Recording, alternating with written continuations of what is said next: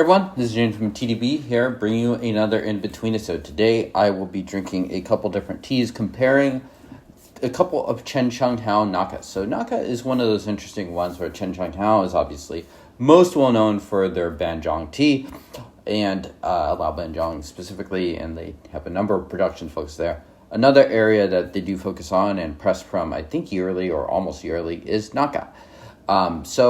Over the course of the past year or so, I became aware of a product that they made, I think just once in 2013, called the Yanyun Naka. And that might sound a little familiar to you if you are a tea drinker, because that Yanyun is kind of like that rock taste that we talk about for rock oolongs. And there have actually been quite a few productions over the years done by different companies. Dai has done some. I think Shaguan's done some, talking about kind of like that rock taste, really focused on kind of like those mineral-y aspects. And so, of course, I was kind of curious to try it. So earlier this year, I did some Taobao gambling, bought a little bit of a 2013, the Yanyun Naka. It was about $100, and just a normal Naka from 2014 from them, just because I was curious at how it was aging and kind of what it was doing at that point.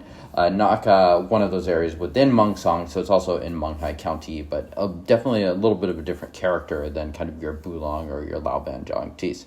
So today I have blended both of these and going to be drinking them. I drank them a few times back when I first bought them, but it's been a bit. Denny actually was like the Yanyun Naka enough that he bought a couple cakes.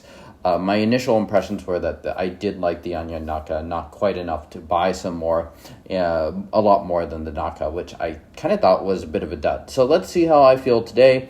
This is definitely like 4 or 5 months after I got those teas in, so let's see how these are doing. Okay, so I have given these teas both a rinse. One interesting note, too, is the Yanyun Naka actually circulated a bit on the Tea Table Discord.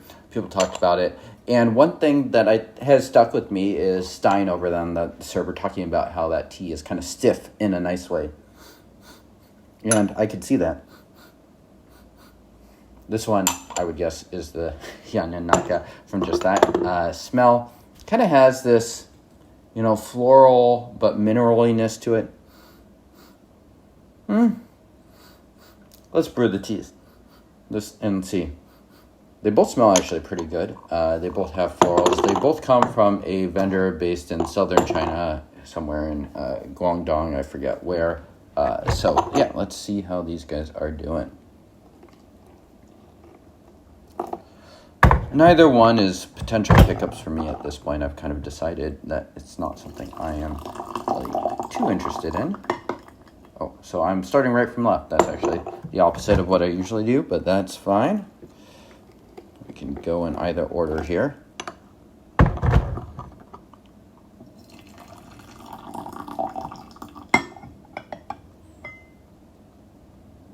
Okay, and we'll take a smell.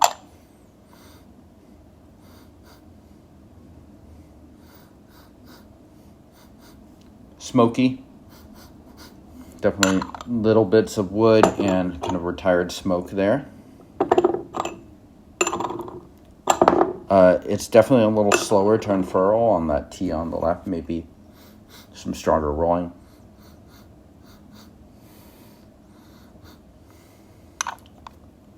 A little bit of barbecue on that one on the right too. So perhaps both have some hint of smoke. I would say the character of the kind of barbecue and the smoke is a little different on both of these though. Cheers.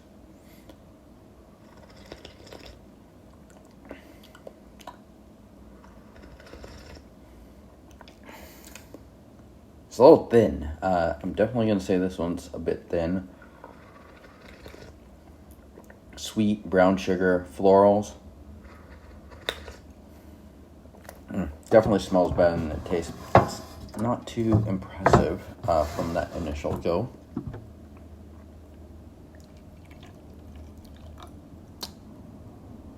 Yeah, a little too narrow as well for my taste on that one.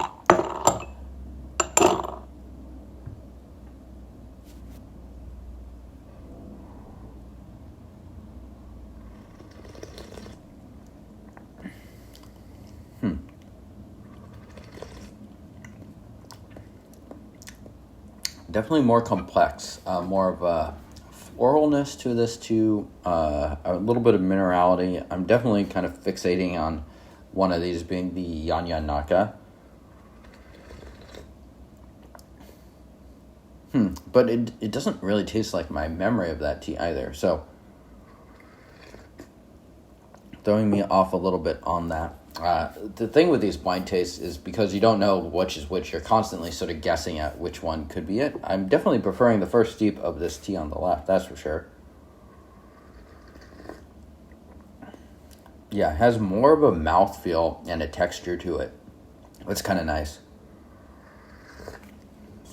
Whereas this one on the right was just kind of thin and watery and not super interesting. Okay, let's keep this guy going and do steep number 2. Let me know how you like the Nakas. I kind of like the younger Nakas from Chensheng Hao. Not that they're something I would definitely always drink or whatever, but they've always crossed me as to be at least somewhat appealing in their nature. So as a result, it's been one that I've sort of kept my eye on. Keep this steep short as well.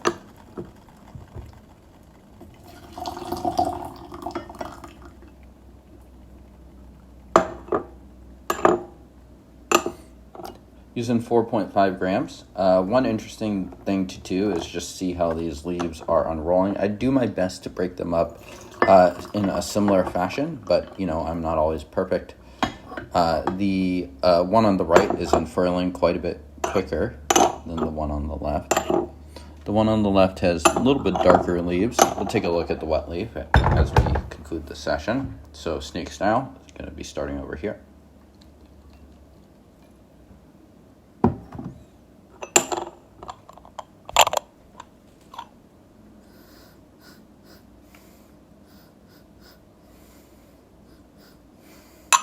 We're definitely in that barbecue pit there. A little bit of resinous due to that as well.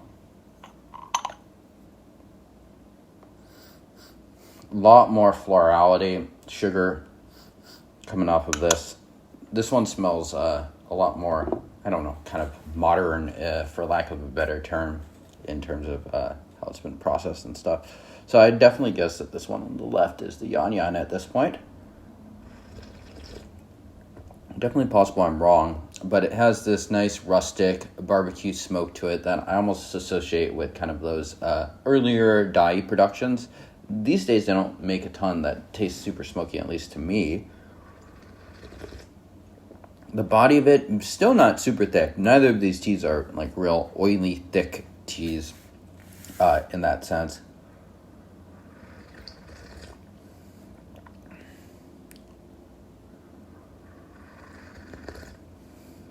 But yeah, I like the mouthfeel and the texture for this. Compared to something like the Bawang blend that Chensheng Hao releases, there's a lot less just inherent bitterness in these leaves. Yeah, nice texture. A little bit of like kind of brown sugarness to this too. They're almost just different variations on similar tastes, but they taste quite different because the kind of composition of them is very kind of contrasting. Okay, this tea has gotten a lot better. Yeah, and part of that might be just because it's unfurling a little faster. It's now definitely much thicker, somewhat oily, so that part is nice. It's simpler, I would say. More floral. It definitely presents itself as a little bit of a younger tea. These teas are from 2013 and 2014, so we wouldn't expect necessarily a huge difference there. Gonna do one last third steep here. So for this third steep, I want to give these teas a little bit of a kick and just see what we got in these bones. And then we'll take a look at the wet leaf afterwards.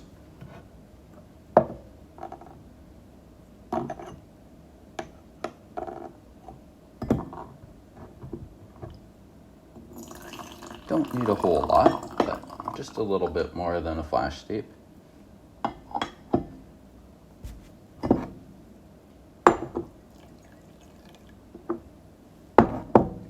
The storage of these is definitely on the drier side of Guangdong. So probably some sort of climate-controlled environment, I'm guessing, because it does get quite hot there.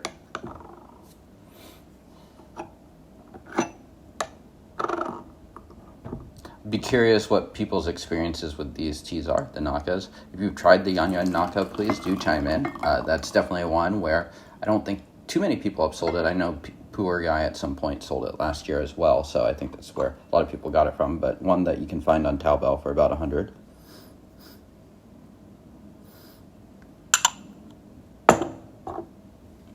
Yeah, definitely a kind of different leaf coloration to darker olive on here.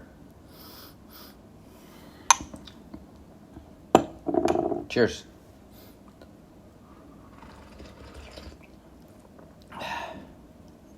Oof. That is very green and floral in a way that I don't know that I love. It's just, yeah, it's not nearly aged enough for my preferences too. Whereas the tea on the left at least tastes a little bit more going in kind of a direction that I like. I really don't like that level of florality for the tea.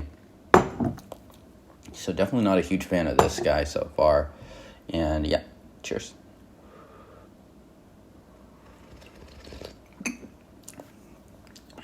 Woo, that intensified in its smokiness. So this longer steep is just bringing out a lot more of the same, a lot more pungency, a lot more intensity for both of these guys.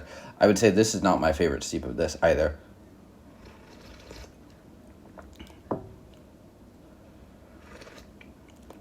Okay, so you're definitely going to guess this is the Yanyun Naka, and this one on the right is the Naka. Yep, it is correct.